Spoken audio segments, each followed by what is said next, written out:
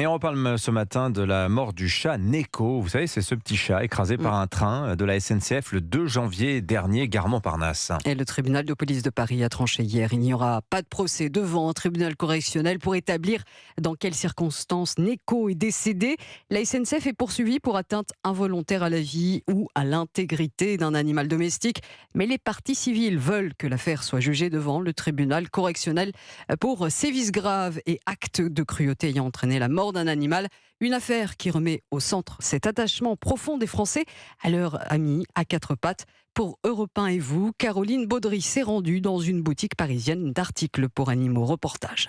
Arpenter les rayons comme une thérapie, 1 an et demi après le décès de Tama, le chat d'Alexis et Ingrid. Pour moi, j'avais perdu quelqu'un de proche, au même titre que j'aurais perdu un autre membre de ma famille. Il a eu besoin de soins très lourds, très coûteux. On a même fait appel à une collecte de dons. C'était une petite cagnotte Litchi. Alors le couple à peine trentenaire cherche avec sérieux un hamac et un escalier pour Gavroche et Prada, adoptés ce week-end. On va essayer de leur proposer des aménagements qui leur conviennent à tous les deux en fonction de leur personnalité. On les considère comme nos petits bébés. Et là, on fait le petit shopping de retour de la maternité, quoi. Une confusion qui n'étonne même plus William derrière sa caisse. On a un marché en fait pour animaux domestiques dans Paris qui ressemble de plus en plus au marché de l'enfance. Par exemple, là, on a une petite girafe en latex qui rappelle très certainement Sophie la girafe. Les différentes croquettes, par exemple. Maintenant, on fait même du sans gluten. Quand on parle d'un chien végétarien, ça me fait sourire. Bon, là, du coup, on se dit que l'anthropomorphisme a quand même ses limites. Mais son espace toilettage a des allures de spa, lâche-t-il, matériaux haut de gamme, choix dans les shampoings pour répondre à la demande des propriétaires de chiens.